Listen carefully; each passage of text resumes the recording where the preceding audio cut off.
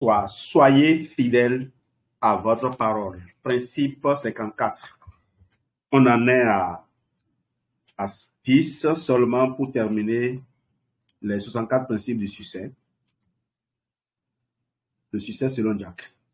Votre vie fonctionne dans la mesure où vous respectez vos engagements. Werner Erhard, fondateur de l'organisation East Training and Landmark Forum. Ne promettez jamais plus que ce que vous pouvez réaliser. Publius Syrus. Il fut un temps où la parole donnée était sacrée. Les ententes étaient conclues et respectées avec un minimum de formalité. Avant de promettre quoi que ce soit, on réfléchissait sérieusement afin d'être sûr de pouvoir tenir sa parole. On y attachait une grande importance. Aujourd'hui, respecter ou non ces engagements semble être une affaire de chance ou le fruit du hasard. Le coût élevé des promesses non tenues. Lors de mes séminaires, je demande aux participants d'accepter une liste de 15 règles de conduite à respecter pendant la durée du cours, comme d'arriver à l'heure, de choisir une place différente après chaque pause, ou de s'abstenir de toute boisson alcoolique durant la journée. S'ils n'acceptent pas ces conditions, ils ne sont pas admis dans ma classe. Je leur demande de signer un formulaire qu'ils gardent dans leur cahier d'exercice et qui stipule « Je consens à observer toutes ces directives et ces règles de conduite ». Au début de la 3e journée, je demande à tous ceux qui ont enfreint une règle de se lever. Nous discutons ensuite de ce que nous avons appris de cette petite expérience. Ce qui ressort, c'est la désinvolture avec laquelle nous donnons notre parole et celle non moins grande avec laquelle nous brisons ensuite nos promesses. Ce qui est encore troublant, c'est qu'une majorité des participants savent qu'ils vont enfreindre au moins une des règles avant même de signer. Et pourtant, ils s'engagent à les observer de toute manière. Pourquoi éviter ainsi les inconvénients qui pourraient survenir s'ils les contestaient ouvertement? Ils ne veulent pas être le centre d'intérêt et préfèrent éviter tout conflit à n'importe quel prix. D'autres veulent bien participer à l'atelier, mais ne se sentent pas tenus d'en respecter les règles. Ils font donc semblant de s'y soumettre, mais ils n'ont aucune intention de les respecter rigoureusement. Le problème fondamental n'est pas que les gens donnent et reprennent leurs paroles aussi facilement. C'est plutôt qu'ils sous-estiment le coût psychologique associé à un tel comportement. Lorsque vous ne tenez pas vos engagements, vous payez un prix qui est à la fois externe et interne. Vous perdez la confiance, le respect et la crédibilité des autres, de votre famille, de vos amis, de vos collègues et de vos clients. Vous semez la confusion en vie et dans celle des gens qui comptent sur vous, qu'il s'agisse d'un rendez-vous au cinéma, de remettre un rapport à temps ou de ranger le garage. Après avoir renié votre promesse d'aller au parc avec les enfants le week-end, et cela plusieurs semaines d'affilée, ne vous étonnez pas s'ils ne vous croient plus quand vous leur promettez quelque chose. Ils comprennent vite qu'ils ne peuvent compter sur vous. Vous perdez toute autorité et vos rapports avec eux se détérioreront. Les promesses faites à soi-même. Toute promesse est, en dernière analyse, un engagement fait à soi-même. Même quand vous faites une promesse à quelqu'un, votre cerveau l'enregistre comme étant une promesse faite. Si vous ne la respectez pas, vous commencez à vous méfier de votre propre parole. Il en résulte une perte de confiance d'estime et de respect de soi. Vous perdez foi en votre habileté à produire des résultats. Le sens de votre propre intégrité commence à s'effriter. Supposons que vous promettiez à votre compagne que dorénavant, supposons que vous promettiez à votre propre compagne, oh là là, pourquoi je dis propre toujours? Supposons que vous promettiez à votre compagne que dorénavant, vous vous lèverez à 6h30 le matin pour faire un peu d'exercice avant de vous rendre au travail. Mais après 3 jours de bataille perdue contre le réveil matin, votre cerveau se rend bien compte qu'il ne peut vous faire confiance. Bien sûr, vous pouvez penser que dormir quelques minutes de plus n'est pas la fin du monde. Mais pour votre subconscient, il s'agit d'une défaite majeure. Lorsque vous ne faites pas ce que vous êtes engagé à faire, vous créez la confusion et le doute en vous. Vous minez votre puissance personnelle. Cela n'en vaut pas la peine. C'est aussi la raison pour laquelle beaucoup n'osent pas prendre des engagements. Par exemple, tout à l'heure, quand on va demander qui veut se qualifier manager avant la fin de l'année, on aura un silence. Qui veut témoigner? Personne ne dira rien. L'intégrité et l'estime de soi valent des millions de dollars. En prenant conscience de l'intégrité et de l'estime de soi, vous cesserez de lancer des promesses à droite et à gauche, ne serait-ce que pour qu'on vous laisse tranquille. On ne vend pas son estime personnelle pour quelques petits moments d'approbation. Ne faites pas de promesses que vous n'avez pas l'intention de faire. Faites-en moins, mais efforcez-vous de tenir celles que vous faites. Pour illustrer cette notion dans mes séminaires, je pose cette question aux participants. Si je vous disais que vous gagneriez $1 million si vous complétiez ce séminaire sans enfreindre une seule règle, croyez-vous que vous seriez en mesure de le faire?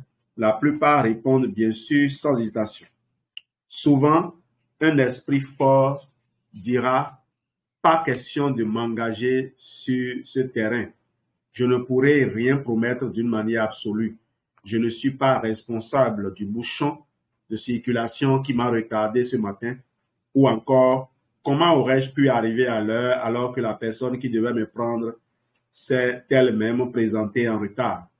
Lorsque vous comprenez à quel point il était important de tenir parole, vous prenez conscience que vous êtes capable de le faire. Il s'agit simplement de prendre la pleine mesure de ce que vous prendrez et de ce que vous perdrez en ne respectant pas votre parole. L'estime de soi acquise en tenant ses promesses vaut bien plus que des millions de dollars. Si vous désirez plus d'estime de soi, de confiance en soi et de respect de soi-même, davantage de puissance personnelle, de clarté mentale et d'énergie, accordée à la parole donnée l'importance qu'elle mérite. Si vous souhaitez gagner le respect et la confiance des autres, conditions préalables essentielles pour accomplir de grandes choses dans la vie, incluant gagner des millions de dollars, vous prendrez davantage au sérieux le respect de vos engagements. Quelques conseils pour faire et tenir des promesses.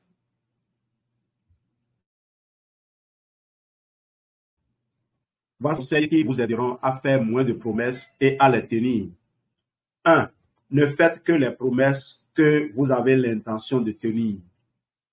Prenez quelques secondes de réflexion avant d'accepter une proposition afin de vous assurer que c'est vraiment ce que vous voulez faire. Posez-vous des questions. Comment vous sentez-vous par rapport à cette offre? Ne prenez pas d'engagement simplement pour obtenir l'approbation d'autrui. Si vous le faites uniquement pour cette raison, vous finirez nécessairement par le rompre. 2. Mettez vos engagements par écrit. Servez-vous d'un calendrier, d'un agenda, d'un cahier de notes ou d'un fichier informatique pour enregistrer toutes vos promesses. Au cours d'une semaine, il se peut que vous preniez une douzaine d'engagements. Voilà précisément à cause du temps de promesses non tenues. Vous êtes si bousculé par le temps et vos autres activités que vous les oubliez tout simplement. Écrivez-le et consultez cette liste régulièrement pour vous rafraîchir la mémoire. Comme je l'ai déjà mentionné, de nouvelles découvertes sur le fonctionnement du cerveau montrent que si nous n'écrivons pas nos promesses, si nous n'écrivons pas une promesse plutôt, ou si nous ne faisons pas un effort pour le stocker dans notre mémoire à long terme, nous l'oublions généralement en moins de 37 secondes. Vous pouvez être animé de meilleures intentions, mais si vous oubliez vos promesses, le résultat est le même que si vous choisissiez de ne pas les tenir. 3. Communiquez le plus rapidement possible votre incapacité de tenir un engagement.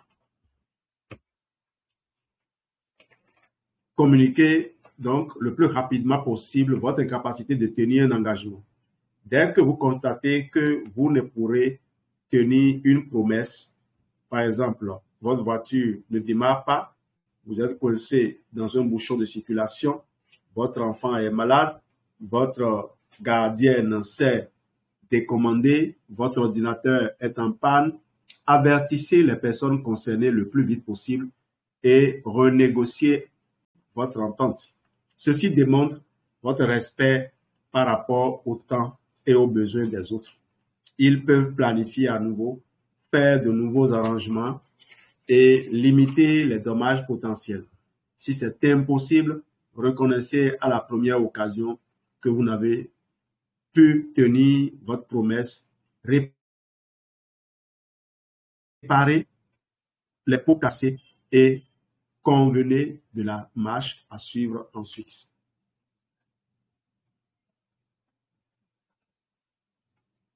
Quatre, apprenez à dire non plus souvent. Prenez le temps de bien réfléchir avant de prendre un engagement. J'écris le mot non avec un marqueur jaune sur chaque page de mon calendrier pour me rappeler que je dois toujours penser à ce que je devrais remettre ou laisser tomber. Si j'acquiesce à une nouvelle demande, cela m'oblige à réfléchir avant d'accepter. Les règles du jeu. Un des ateliers de formation les plus efficaces auxquels j'ai eu le privilège de participer a été conçu par Marshall Thurber vers la fin des années 70. Il avait pour thème « L'argent et vous ». Cet événement devait changer complètement mes relations avec l'argent, les affaires et les autres. Pour accomplir ce que vous souhaitez, vous devez gérer des relations avec vos amis, votre famille, votre personnel, vos représentants, vos entraîneurs, vos patrons, votre conseil d'administration, vos clients, vos partenaires, vos associés, vos étudiants, vos professeurs, votre public, vos admirateurs et bien d'autres encore.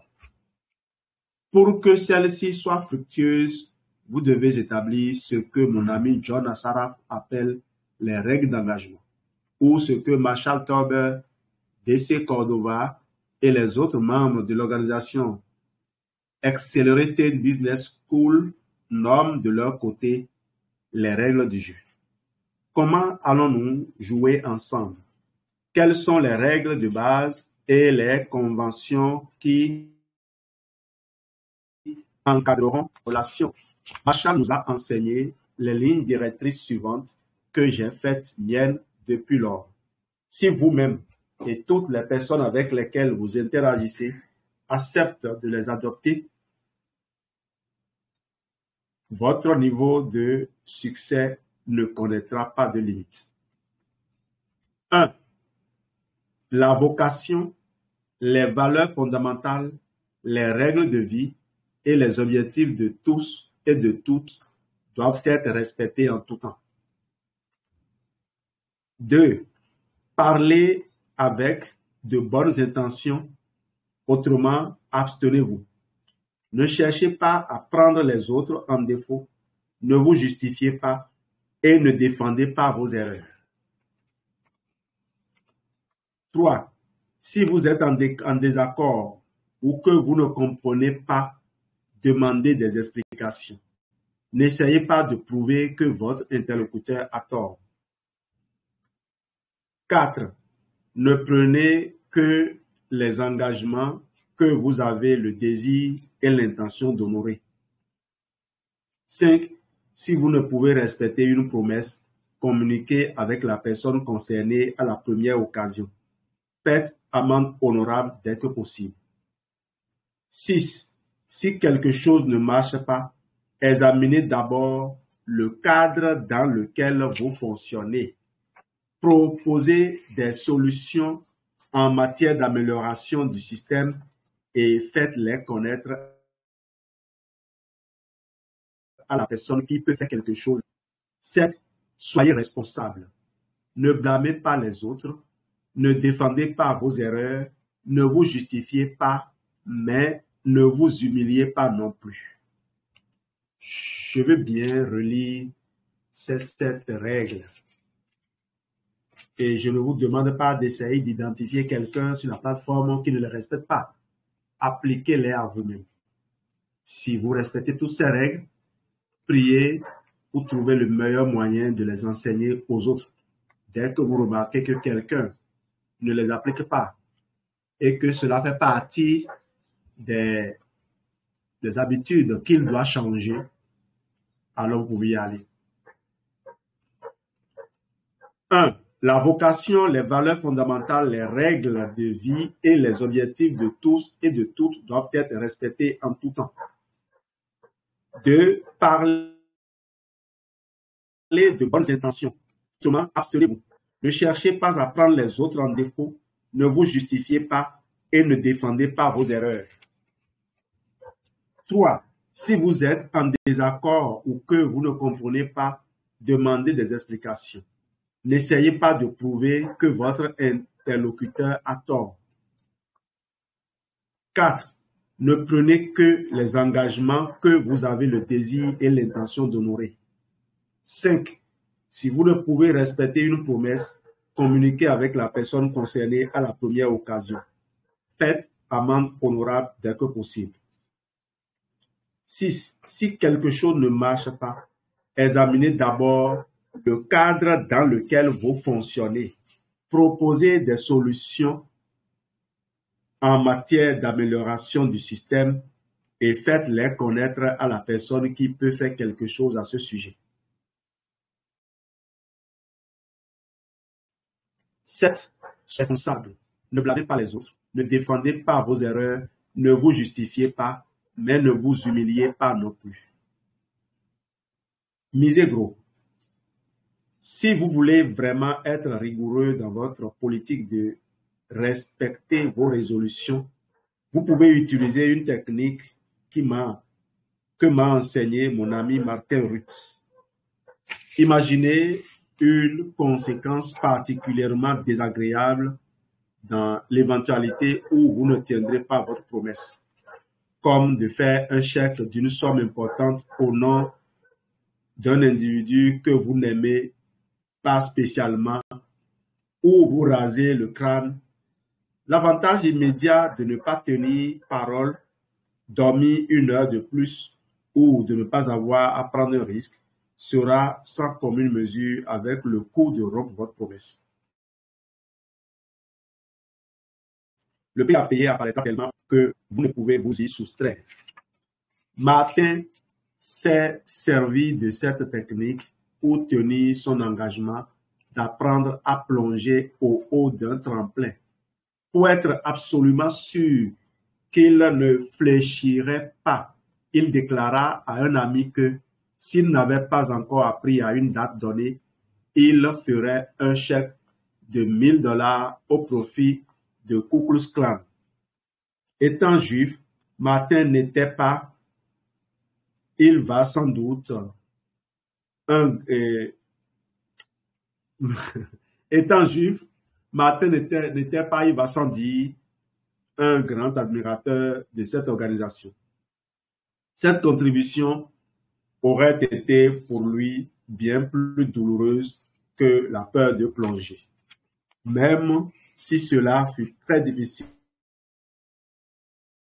pour lui, matin après, qu'est-ce qui est si important dans votre vie que vous ne voudriez en aucun cas y renoncer.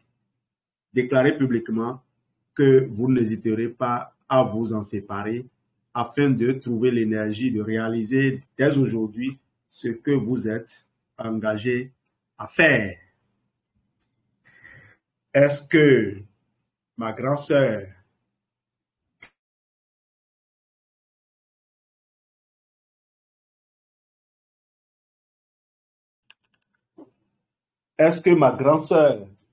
que je ne vais pas nommer, ou mon grand frère, que je ne vais pas nommer, est-ce que toutes les personnes qui ont cette plateforme peuvent prendre l'engagement de se mettre nus sur le podium pendant la semaine des bâtisseurs s'ils ne réalisaient pas un certain challenge avant la date? Non, ne faites pas ça. Vous prendrez les engagements qui vous sembleront les plus convenables en tenant compte de ce qui a été proposé dans ce prélit de votre excellente attention.